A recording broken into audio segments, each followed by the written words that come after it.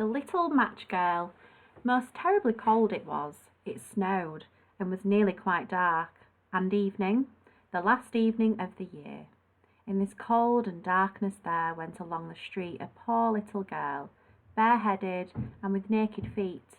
When she left home she had slippers on, it is true, but what was the good of that? They were very large slippers, which her mother had hitherto worn. So large were they, and the poor little thing lost them as she scuffled away across the street because of two carriages that rolled by dreadfully fast. One slipper was nowhere to be found, the other had been laid hold of by an urchin, and off he ran with it. He thought it would do capitally for a cradle when he some day or other should have children himself. So the little maiden walked on with her tiny naked feet, that were quite red and blue from the cold. She carried a quantity of matches in an old apron, and she held a bundle of them in her hand. Nobody had bought anything off her the whole livelong day. No one had given her a single farthing. She crept along trembling with a cold and hunger, a very picture of sorrow, the poor little thing. The flakes of snow covered her long fair hair, which fell in beautiful curls around her neck, but of that, of course, she never now thought. From all the windows the candles were gleaming, and it smelled so deliciously of roast goose, for you know it was New Year's Eve. Yes, of that she thought. In a corner formed by two houses, of which one advanced more than the other, she seated herself down and cowered together. Her little feet she had drawn close up to her, but she grew colder and colder, and to go home she did not venture, for she had not sold any matches and could not bring a farthing of money. From her father she would certainly get blows, and at home was cold too, for above her she had only the roof, through which the wind whistled. Even through the largest cracks were stopped up with straw and rags. Her little hands were almost numbed with cold. Oh, a match might afford her a world of comfort, if she only dared take a single one out of the bundle, draw it against the wall, and warm her fingers by it. She drew one out. Rich! How it blazed, how it burnt.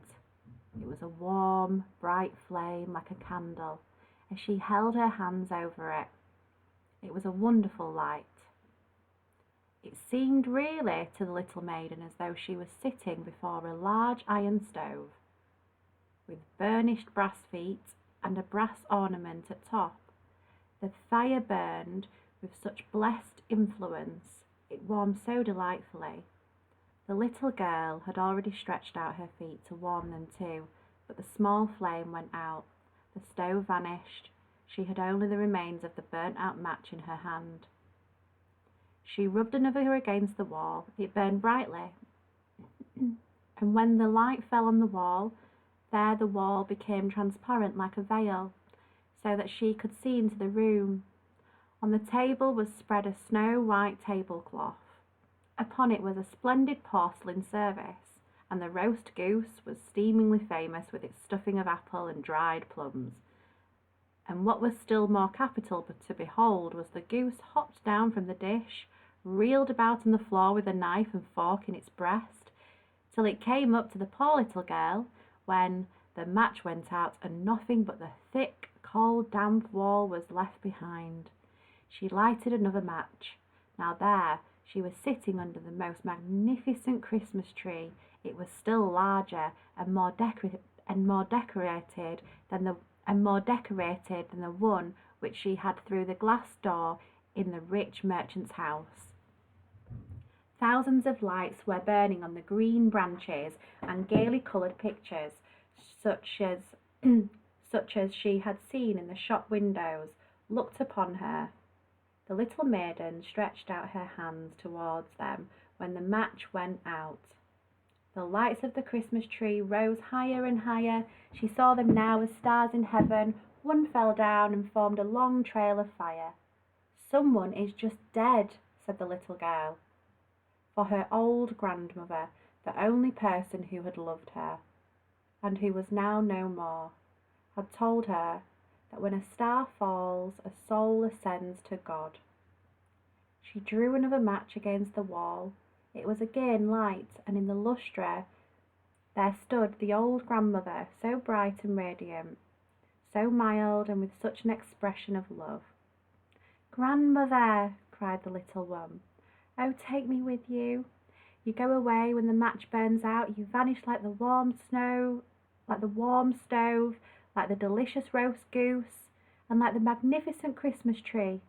And she rubbed the whole bundle of matches quickly against the wall, for she wanted to be quite sure of keeping her grandmother near her. And the matches gave such a brilliant light that it was brighter than at noonday. Never formerly had the grandmother been so beautiful and so tall. She took the little maiden on her arm, and both flew in brightness and in joy so high, so very high, and then above was neither cold, nor hunger, nor anxiety. They were with God. But in the corner, at the cold hour of dawn, sat the poor little girl. The rosy cheeks and with a smiling mouth leaned against the wall, frozen to death on the last evening of the old year. Stiff and stark sat the child there with her matches, of which one bundle had been burnt. She wanted to warm herself, people said. No one had the slightest suspicion of what beautiful things she had seen. No one even dreamed of the splendour in which, with her grandmother, she had entered on the joys of a new year.